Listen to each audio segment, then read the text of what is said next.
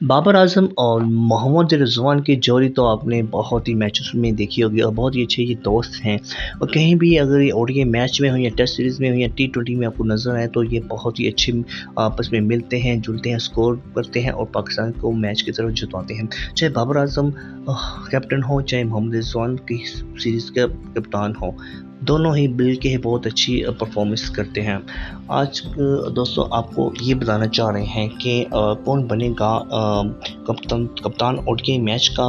मोहम्मद रिज़वान एक तरफ है, उनके साथ कॉम्पिटिशन के दोस्त ही हैं, वो हैं बाबर आज़म।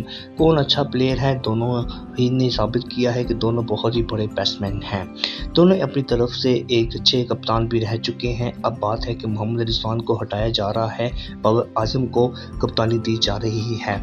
इसमें पहले तो बाबर आज़म के पास 4 से 5 साल कप्तानी रही है, उसके बाद ये कप्तानी हटा के मोहम्मद रिज़वान को दे दी गई थी। अब मोहम्मद रिज़वान इतना अच्छा परफॉर्म नहीं कप्तानी कर रहे, दोबारा बाबर आज़म को कप्तानी दी जा रही है ओडीआई मैच में। ODI match Asia cup start होने लगा है 2025 में, तो इससे आपको पता है कि दोस्तों उनके लिए हमें एक कप्तान चाहिए और वो कप्तान होंगे बाबर आज़म की ज़्यादा इशारे की तरफ जा रहे हैं। लेकिन अब ये बात सुनने की आ रही है कि मोहम्मद रिज़वान ही कैप्टन रहेंगे, क्योंकि बाबर आज़म तो एशिया कप में उनका नाम ही नहीं आया।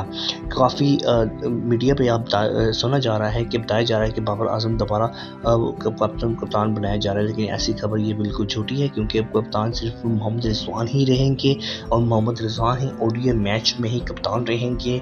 और उन्होंने एशिया कप में भी उन्होंने वही कप्तान मोहम्मद रिज़वान ही रहेंगे। आपकी राय में कौन सा बेस्ट कैप्टन है? अपनी राय लाज़िम बताइएगा।